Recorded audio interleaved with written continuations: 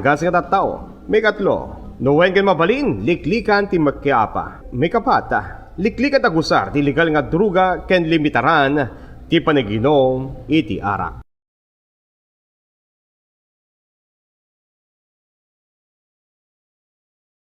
Amuyo ka di ati kabukla na bilang ti populasyon iti entero alubong ket makaanay iti uneg ti Los Angeles City, America. Dahil ket basar iti National Geographic. Ti kadagupa na populasyon ket nasurok 7.5 billion. Gemamuyo ka di anu amin na tattaw ket agtakder shoulder to shoulder. Makaanay dagito iti agarup 500 square miles ijay Los Angeles.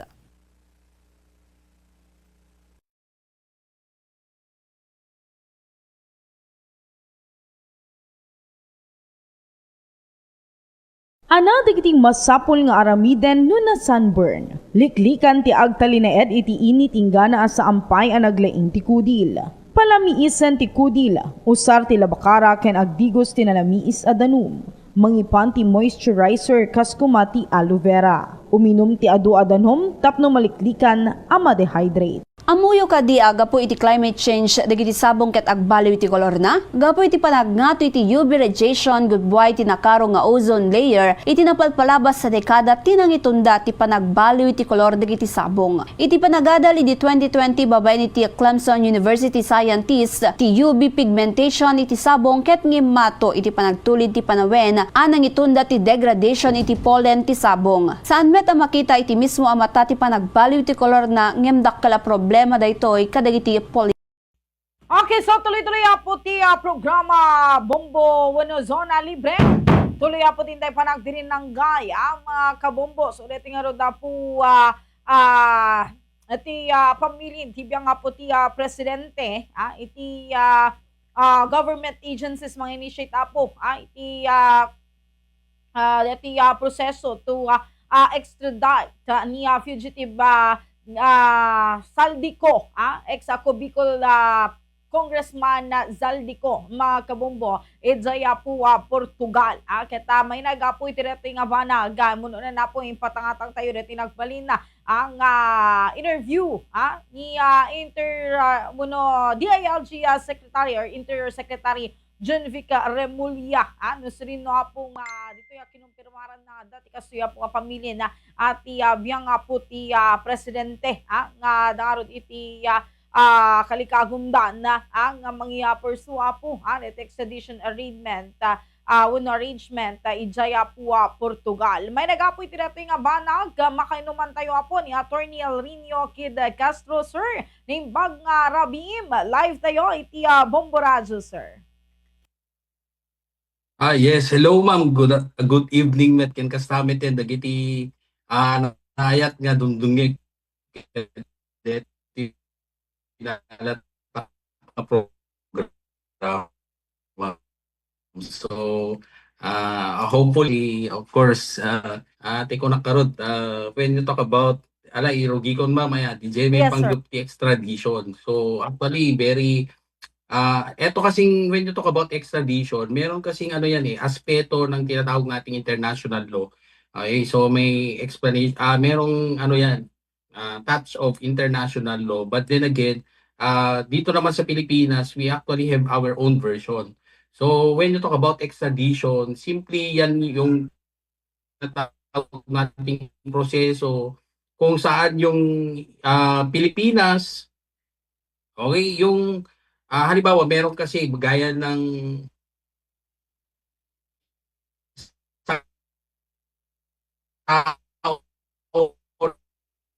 Okay, nasa ibang sila bansa. ito ni Attorney Castro. Sorry, sir, medyo dati technical difficulties karigita gundaway pakiplastar sir Dani tapno na pimpinas metlaeng iti panang dengeg iti publiko ken ni Attorney Castro seknan itiretoy nga panag mga kabombo. Okay, so ti biyang po ni Secretary Junvic Remulla kinunana tataya po nga dan iti panakikoordinar da pa iti International Criminal Police Organization or ti Interpol tapno no kidawenda po iti repatriation kani Zaldico mga kabombo. So ti laksida nga pagkarod apo iti formal extradition deal between Portugal and tibiyang apo iti pagilyantay nga Pilipinas, kita dan apo iti pamilin tibiyang apo ti presidente nga agkutin apo iti maseknan nga ahensya, tapno yung proseso apo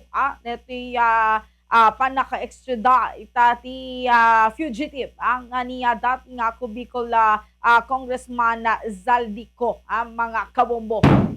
Zaldico apo ket numalagipyo liling isuna apo iti multi-billion peso flood control controversy ang adeto apo ket gapo ka kita very questionable very questionable na talaga ang budget insertion ang mga kabumbong rumor so na po iti maitudtudo ang akin utak karigito ang mga kabombo. So may nagapo pa ilang iti extradition treaty tay subyana na po ni Attorney Castro. Yes, Attorney. Pagilawlawag na detoy makunkuna nga extradition treaty, Attorney.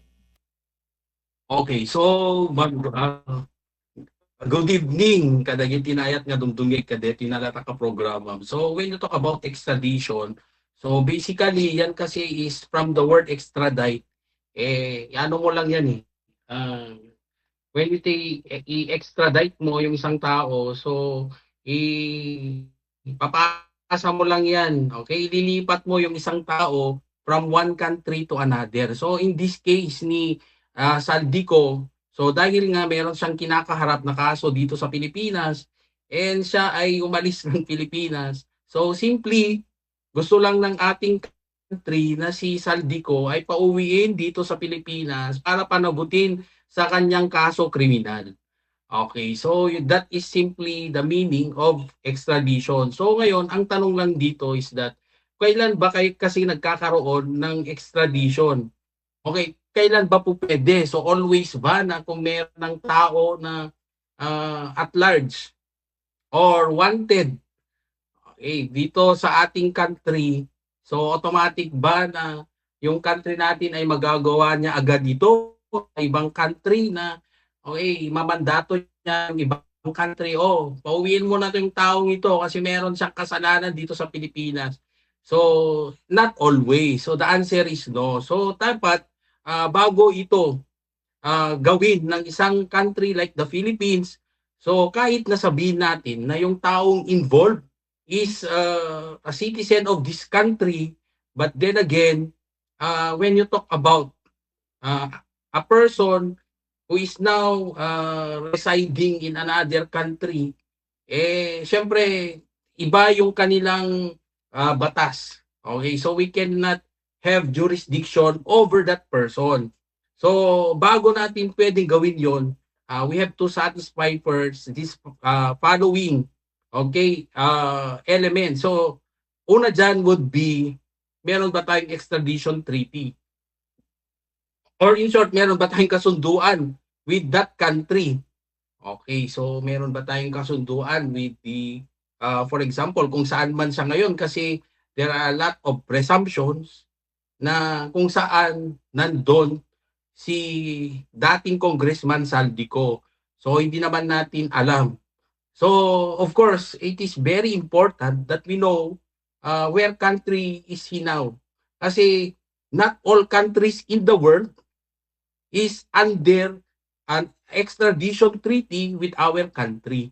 So yun yung problema dyan. Kasi kung wala tayong extradition treaty with that country, so medyo mahirapan tayo na pauwiin siya dito sa Pilipinas. So pangalawa, merong yung kanyang krimeng kinakaharap ay extraditable offense. Okay, so yun yung pangalawa dyan, extraditable ba? So in that case, yung kanyang kakaharap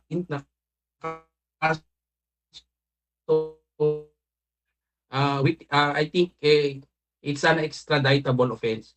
Okay, so pangatlo is would not constitute political offense. Kasi kung political offense yan, political prosecution lang yan, hindi siya po pwedeng extradite dito sa ating country.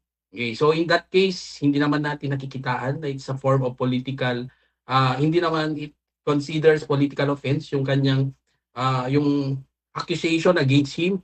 And of course, kailangang sumunod yung ating country sa tinatawag nating due process. So in that case, di ba, syempre sa punto na to, ah, he is still considered hindi pa naman, I really do not know kung ano ng status ng kanyang kaso, kinasuhan na ba siya sa Sandigan Bayan or not. But then again, dapat pagdating sa kanyang extradition, dapat susundin pa rin yung tinatawag nating due process. So yun na naman yung mga bagay na kailangan sundin pagdating sa kanyang extradition. So kung gusto nyong basahin yung totality of this particular yung procedure, you can always look into Presidential Decree 1069 or yung ating tinatawag na Philippine Extradition Law. Okay, attorney. So, attorney, kadeti tatang case attorney, awan fight the extradition deal between the Philippines and the Portugal. Attorney, so kasano Yes, to ka mayatlata on the process attorney?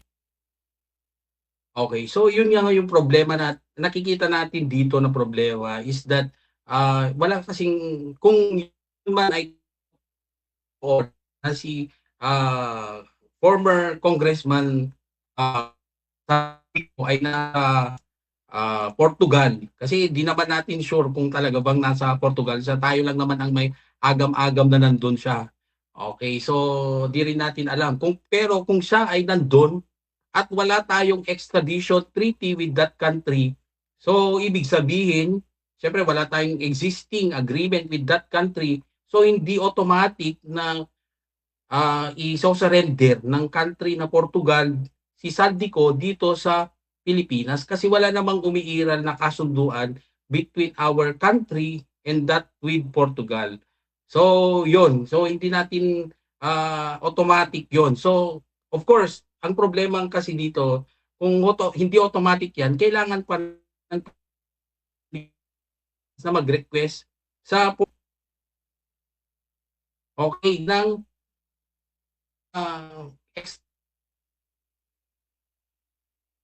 pa rin ng tinatawag nating diplomatic negotiation with that country para ipaliwanag sa kanila na bakit natin pinapauwi yung isang individual gaya ni Saldico. Okay, so of course, we can always look into other options kasi ito, merong siya kasing touch of international law.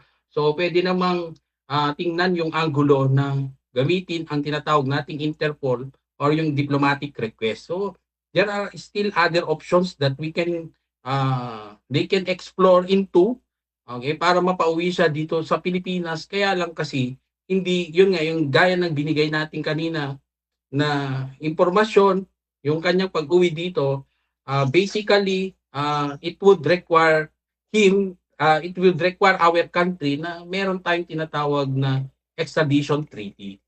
Okay, so yun naman yung nakikita natin dyan. Kasi alam nyo ma'am, kung wala kasing extradition treaty, pwedeng tatanggi yung country na yon. Okay, na pwede niyang i-deny na siya ay pauwiin dito sa Pilipinas, lalo kung wala namang legal na basehan para pauwiin siya rito. Like for example, when we talk about legal basis, meron na siyang kakaharaping kaso. So ang tanong, meron na ba siyang kinaso sa kay dating Congressman Saldico, or baka naman ito lang ay isang form of political prosecution? Okay, political persecution kasi wala pa namang pinafile na kaso, but then again, pwedeng i-allege ng kanyang abogado na wala namang kaso or wala namang dahilan para pauwiin siya sa Pilipinas, bakit siya ay pinapauwi rito. So yun yung mga posibleng problema dito kung sakaling maiisip ng ating bansa na pauwiin siya dito sa Pilipinas. Okay, so there's still many way attorney tilaksid man nga kastoy iti Yes. sitwasyon, but no kitkitaan attorney at atidog ka din no kwa iti proseso na unlike lang no adda iti extradition treaty. Definitely yes, ma'am. Kasi siyempre pag may extradition treaty, kung ano man yung napagkasundoon doon na kung meron Okay, kinakaharap na kaso yung isang individual at of course nakapaloob sa kanilang agreement. So our country would automatically activate that agreement between our country with that particular country to effect, okay, that extradition agreement, okay, or treaty. So agad siyang pauwiin. Pero sa kaso na to na wala tayong extradition treaty, so medyo dadaan siya sa ibang proseso na of course it will still be subject to the approval of that particular country. Kasi siyempre wala naman tayong napagkasunduan tungkol dito. So basically siyempre yung uunahin niya is to protect also the protect also those people who are in that country. And siyempre alam niyo naman with other countries they are they are very particular with the observation of what we call due process. So yun naman yung nakikita nating problema dito kasi siyempre hindi naman automatic na iso-surrender nila yung isang individual. Pag-aaralan pa rin yan. So it will take time. Unless if there is extradition treaty, so sa treaty lang sila titingin. Okay, so kung merong agreement yan, o kahit na wala pang formal na kaso na i-file sa isang individual, baka po pwede na siyang pauwiin dito para panagutin.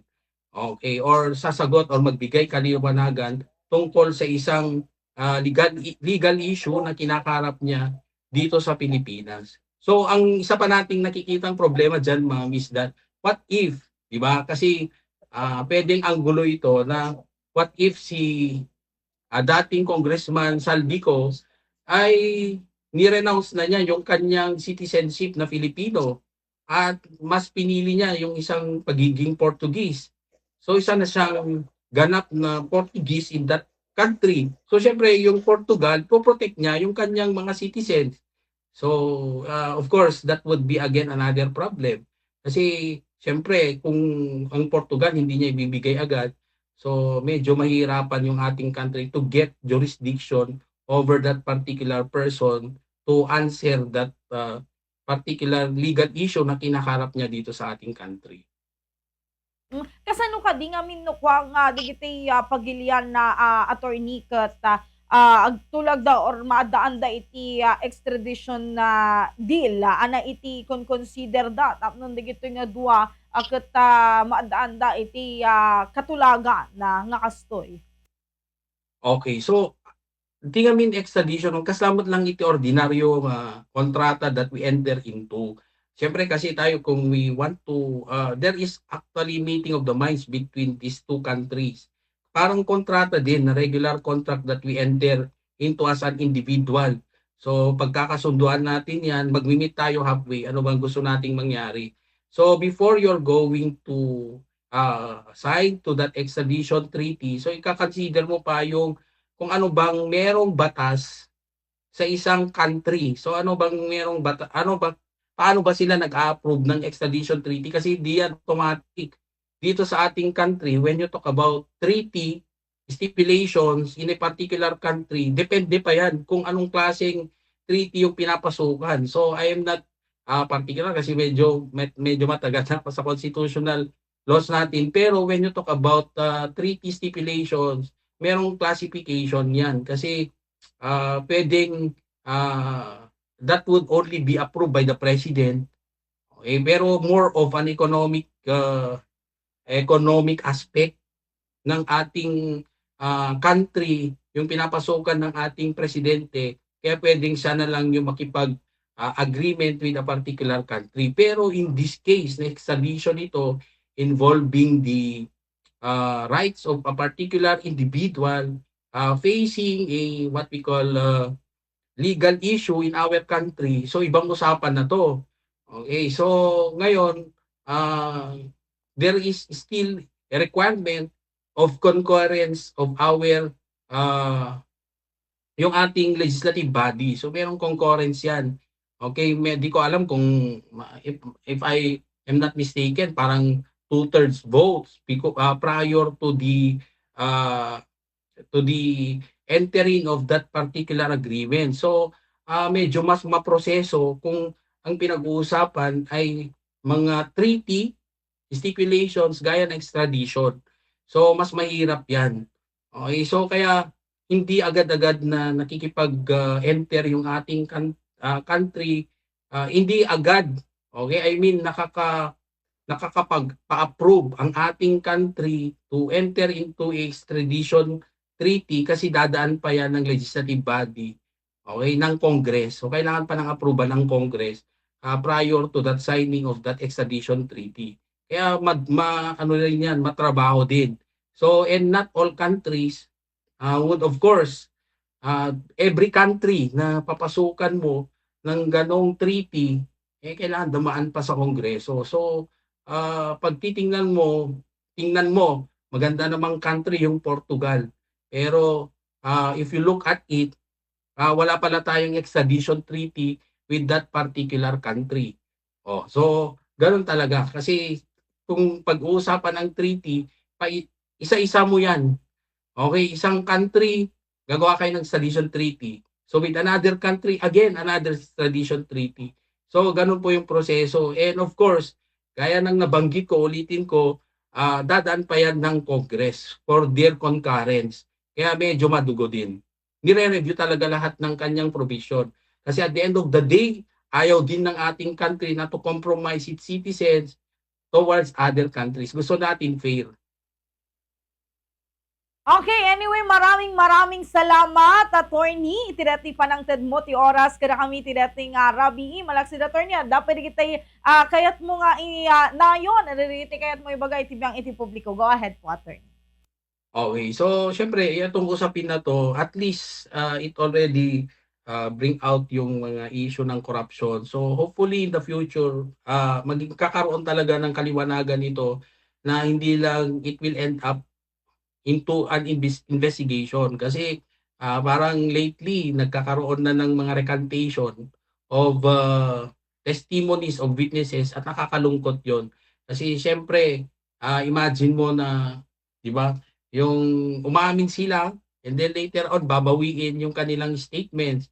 So syempre kung babawiin ang kanilang statements, so hindi yun makakatulong sa pagpapatunay doon sa ginawang krimen ng ating mga akusado. So hopefully sa pag-uwi ni dating Congressman Saldico ay makapagbibigay pa siya ng kaliwanagan dito sa issue ng corruption.